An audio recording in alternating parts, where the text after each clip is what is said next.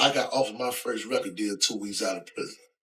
Beanie Sigel offered me my first record deal in his mother's living room. I can't afford to really be associated with that. Right. That ain't in my best interest. Right. Well, if that's the take on it, I have no choice but to separate myself, you know, just due to what's best for me and mine. The name Alpha Omega once echoed through the streets like a battle cry. Standing 6'4", built like a linebacker, and carrying scars that told stories of war, he was more than a rapper. He was the muscle, the energy, the fire behind one of hip-hop's biggest icons, T.I. And just when it looked like he was about to claim his own throne in the game, everything went up in smoke. He got kicked out of the camp, paperwork popped up, and suddenly people were calling him a snitch. In a blink, his buzz vanished, his name got dragged, and his rising career was gone. Let's get into it. Cedric Zellers wasn't just some guy from Atlanta, he was Atlanta. Born and raised in Techwood homes, a place that carried decades of struggle and strength. Built back in the 1930s, Techwood was America's first public housing project. But by the time Zellers came into the world on June 2nd, 1972, that legacy had twisted into something darker. What was once a proud piece of history had turned into a war zone. I can't afford to really be associated with that. Right. That ain't in my best interest. Right. Well, if that's the take on it, I have no choice but to separate myself, you know, just due to what's best for me and mine. I ain't never snitched on nobody. I ain't no snitch on work for the DA, none of that. They use my loyalty against me. And that's how I feel it's happening right here. With this thing with me and Tip, you know what I'm saying? Techwood wasn't just tough, it was straight survival of the fittest. Zellers would later describe it as a predator and prey kind of place. A city within a city where cops known as the Red Dog stormed through like an occupying army. Violence wasn't something he learned, it was something he lived. At just 3 years old, he saw his father beat his mother so badly that her teeth got knocked out. That kind of pain doesn't fade, it shapes you. By 9, Zellers was already brushing against the system. Nothing major at first, just little hustles, like swiping boxes of Twinkies and selling them to neighbors for a few bucks. But in the projects, small-time moves never stay small. You either level up or get swallowed whole. Then came the late 80s, and crack hit Atlanta like a storm no one was ready for. Everything changed overnight. By 1988, Zellers was just 16, but already deep in the streets, no turning back. Folks called him Techwood Said, and his name carried weight. Money came quick and heavy back then. Real street cash. He once said he had $26,000 stashed up, and for a teenager in that era, that was serious money. He spent it wild too. Lavish gifts, clothes, and spoiling his girl like he was already a boss. But that money came with shadows. Said wasn't just hustling, he was enforcing. I can't let this dude disrespect my girl, and you disrespect my name. You doing it loud in front of everybody. I go down there, and I pop him, and I pop him 5 times. You know, I popped him in both his legs, put the gun to his head, pulled the trigger 3 times, and then shoot. In his world, respect wasn't a request, it was law. And if someone broke that code, he handled it with force that made people remember his name far beyond Techwood. 2 wild moments from those days stamped his rep for good. The first involved a local known as Big Bird, and things got intense one rainy Atlanta night. There'd been tension brewing between them, and when Said spotted Big Bird sitting in his 5.0 Mustang, he didn't think twice. He ran out holding 2 pistols, a .38 and another piece, letting off shots into the night. But the rain had the streets slick. Said slipped hard, face first into the mud. As he scrambled, Big Bird leaned over his car hood and fired back with a .45, the sound echoing through the whole project block. Alpha wasn't always Alpha. Alpha was Sid, though. You know what I mean? 2 different people. If you ain't know him right now, he probably robbed y'all for this camera shit and all that. Like, for real, I'm dead ass serious. Shit, man, I done shot nigga, man. Said fell back for a second, then stormed off to grab another gun from his cousin Lonzo. Without hesitation, he went right back in, chasing Big Bird into an apartment building like something out of a movie. It was reckless, wild, and fearless, all at once. That moment told everyone. Said didn't fear death, and he sure didn't back down. And then came the second incident, one that hit even closer to home. It involved an older guy from the neighborhood, and this one, it cut deeper than any street beef ever could. An OG in the neighborhood made the mistake of publicly disrespecting Cedric Zellers' girlfriend Keisha, and in that world, that was a death sentence. Public disrespect wasn't just an insult, it was destruction to your name. If you let it slide, you were done. So Said did what street logic demanded. He hunted the man down and opened fire. 5 shots, both legs, the backside, the groin. It wasn't random, it was personal. According to Zeus himself, Said walked right up to the man afterward, pressed the gun to his head, and pulled the trigger 3 times. So I turned him down. I told him, no disrespect, I'm a boss like you. I just want to make sure you feel me. I'm going to pay you $5,000 for wasting your time. Boom. And I did. Like, man, he liked it. You know what I'm saying? So my point's been proven. My point got proven. But nothing happened.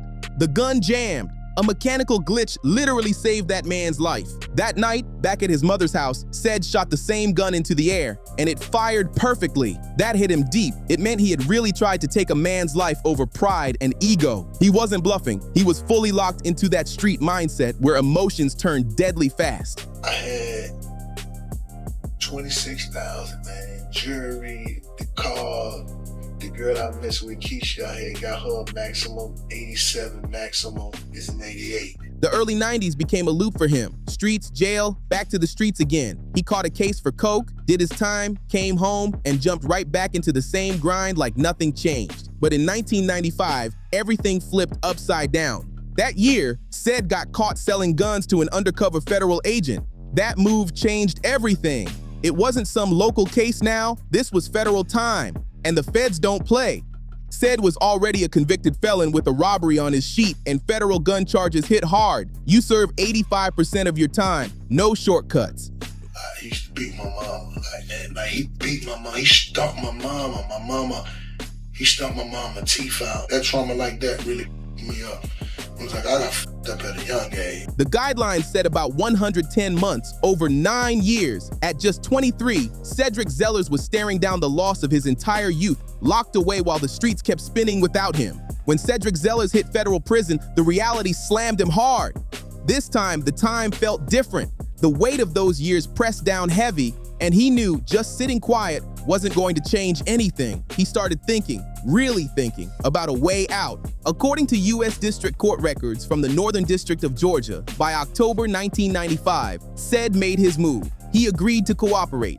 He sat down with federal agents and started sharing what he knew about the criminal web running through Atlanta. And the main name the feds were chasing? Ali Bakar, a man they believed was a major player, not some corner hustler, but a heavyweight. This wasn't a street bust, it was a full-on federal takedown, and they needed someone with credibility, someone who could connect dots from the inside. Said fit that role perfectly. He didn't just whisper from a cell, he met directly with a DEA agent and a federal prosecutor, building the case piece by piece. Under his legal name, Cedric Zellers, he prepared to testify in court years before people would know him publicly as Alpha Omega. When the case hit, United States versus Ali Bakar, Said took the stand as a government witness, and his words carried real weight. His testimony helped convict Bakar on conspiracy to distribute charges. Zellers' statements were a key piece of the puzzle that locked the man in. Now, in the federal system, there's only one real way to cut time: substantial assistance. And Said had given just that. In July 1997, Judge J. Owen Forrester signed off on a sentence reduction, officially rewarding him for cooperating. He saw the movement, you know what I'm saying? That's why he jumped off the stage while the song was going, you know, by himself, you know. He you know what I'm saying, made what was out. Somebody's flatline was out. Said got 18 months shaved off his sentence, dropping it from 110 months to 92. A full year and a half of freedom bought with cooperation and sealed forever in the federal records. Cedric Zellers served most of his time at USP Lompoc in California, far from Atlanta, far from Techwood, far from everything that had made him who he was. Locked up and isolated, the street legend known as Techwood Said began to fade away. By the time I got locked up, when I called the Fed gun charge, I didn't come back home in 2002. I did 7 years, 4 days, 5 hours, 32 minutes, and 16 seconds, dog. In his place, something new started forming. He wrote nonstop: songs, movie scripts, books, thousands of pages pouring straight from his mind. He was crafting a new version of himself, convincing his soul that the old Said was buried for good. A hustler turned artist, reborn with a clean slate. But that belief was about to be tested hard. When Said finally walked out of federal prison in February 2002, the world waiting for him was nothing like the one he'd left behind. The internet had exploded into everyday life. Hip-hop wasn't in the struggle phase anymore. It was diamonds, Bentleys, and champagne. The South wasn't begging for respect now. It owned the charts.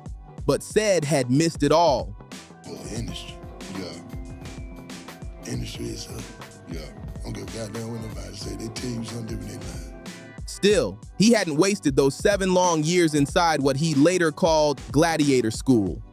Behind those walls, he rebuilt himself piece by piece. It wasn't just about hitting the weights or surviving the politics of the yard. He was locked in creatively. By his own count, Said walked out with over 1,700 songs, 3 screenplays, and a non-fiction book ready to go. Prison had taken his freedom but gave him something even sharper: focus. He learned how to turn all that pain and chaos into something he could shape, something that could take him higher. He believed he was ready for a second life, even though he hadn't touched real pavement in 7 years. Most folks think Alpha Omega's comeback story starts the moment he links with T.I. in Atlanta. But there's a lost chapter most people never hear about. When he got out, he didn't head straight back to Bankhead, he went north to Philadelphia. And that's where things took a wild turn. His first major cosign didn't come from the king of the South. It came from the Broad Street bully himself, Beanie Sigel. Alpha Omega found himself sitting in Beanie Sigel's mother's living room in Philly, right in the heart of the Rockefeller Records era, when the label was untouchable and Beanie was at his peak. The energy was unreal, and for the first time in years, Cedric Zellers could feel the world opening its doors to him again. Back then, Beanie Sigel's name carried real weight. He wasn't some polished industry act. He was raw, sharp, and proud of being able to spot fakes from a mile away. He had no patience for studio gangsters or fake tough guys. When Cedric Zellers stepped into that Philly living room and started rapping, right there in front of Beanie, his mom, and his sister, he brought that raw, unfiltered energy straight from the yard. Beanie was impressed. He saw the hunger, the pain, and the authenticity written all over Said. This 6'4" ex-con didn't move like someone chasing fame. He carried himself like a man who'd already survived the storm. His delivery had weight, and Beanie could feel it. According to Alpha Omega, Beanie offered him a deal on the spot. But then came the twist that still shocks people. Said turned it down. He looked Beanie dead in the eye and said, "I'm a boss like you. I just wanted you to hear me." And what was it that you was feeling like so evil? Industry, Yeah, industry is yeah. I don't give a goddamn what nobody say. They tell you something different, they lie. That moment said everything. He wasn't begging for a cosign. He was proving his worth. To make it clear he wasn't looking for charity, Said even paid Beanie for his time. That move turned heads. It showed he wasn't just another broke artist fresh out of prison hoping for a handout. He was standing on his own 2 feet. That single interaction gave him a silent but powerful stamp. If Beanie Sigel respected him, then the streets had to pay attention. By 2005, Alpha Omega was back in Atlanta, and the city was on fire. At the center of it all stood T.I., no longer just a street star, but transforming into a full-blown global icon. But with that rise came a new kind of problem, one that was about to pull Said right into the spotlight. As T.I. kept climbing higher in fame, he had to shed that raw street edge he once carried so proudly. The spotlight was always on him now. Every move, every word, every step. He wasn't just a rapper anymore. He was a walking brand, a global name with cameras chasing him everywhere. But in hip-hop, image is everything. And that edge, it couldn't just disappear. Someone had to keep that dangerous spark alive. That's exactly where Alpha Omega stepped in. Their connection wasn't some random meeting. It went way back. Alpha Omega actually knew T.I.'s father, who the streets called Daddy, and even his uncle. That wasn't business. It was loyalty. It was real street respect. When Alpha Omega joined the Grand Hustle Circle, there weren't no long contracts or fancy deals. It was sealed with a handshake, straight from the code of the streets. T.I. was the king, and Alpha Omega, he was the enforcer, the one who made sure no one ever forgot it. For the next few years, he played that role to perfection. Standing tall, 6'4", built solid. He was the kind of presence that made people think twice before running their mouths. Wherever the crew pulled up, Alpha Omega stood quiet but intimidating, sending off that "don't even try it" vibe. And when tension rose, he was the first to move. No hesitation, no fear. He brought back that real street weight into a game full of pretenders. His presence gave Grand Hustle that raw authenticity everyone else tried to copy, but never could. Soon, Alpha Omega's name was echoing through the streets again, this time tied to power, music, and the empire T.I. built. Like, share, and subscribe. The story's not over yet. Stay tuned for part 2, coming soon.